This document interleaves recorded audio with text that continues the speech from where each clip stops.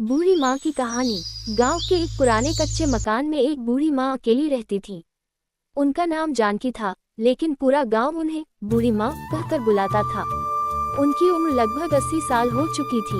उनकी कमर झुकी हुई थी, चेहरे पर झुर्रियां थी, लेकिन उनकी आंखों में अब भी प्यार और अनुभव की चमक थी। जानकी माँ के दो बेटे थे, रमेश और सुरेश। जब वे छोटे थे तब उनकी माँ ने बहुत मेहनत करके उन्हें पाला। खेतों में काम किया, दूसरों के घरों में रोटियां बनाए और जैसे तैसे उन्हें पढ़ाया लिखाया। दोनों बेटे बड़े होकर शहर चले गए, अच्छी नौकरियां पाल ली और अपने अपने परिवार में व्यस्त हो गए। शुरू शुरू में वे माँ से मिलने आते थे, लेकिन धीरे धीरे फासला बढ़ता गया।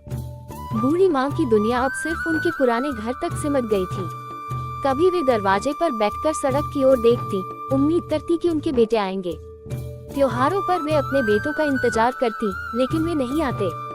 माँ के पास अब सिर्फ यादें थी, उन दिनों की जब वे अपने बच्चों के साथ हंसती थी, उन्हें कहानियाँ सुनाती थी, उनके लिए पकवान बनाती थी।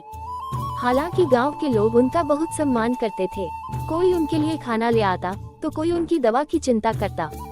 लेकिन बेटों की कमी कोई पूरी नहीं कर सकता था। एक दिन गांव में एक पत्र आया। ये पत्र रमेश और सुरेश की ओर से था। वे लिखते थे कि वे माँ को शहर ले जाना चाहते हैं और अब हमेशा उनके साथ रखेंगे। गांव के लोग खुश थे, लेकिन बूढ़ी माँ के चेहरे पर कोई खास उत्साह नहीं था। उन्होंने धीरे से कहा, जब उन्हें मेरी जरूरत थी तब मैं उनके लिए हर दुख सह गई। अब जब मुझे उनकी जरूरत थी तो वे कहाँ थे।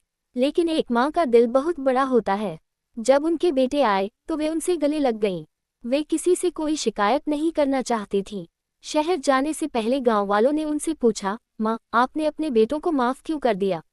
उन्होंने मुस्कुराते हुए कहा, बच्चों, जीवन में प्यार और माफी ही सबसे बड़ी ताकत है। यदि हम नफरत पालेंगे तो हमारा मन दुखी रहेगा। अगर मैंने अपने बेटों को माफ नहीं किया तो वे कभी अपनी गलती नहीं समझ पाएंगे।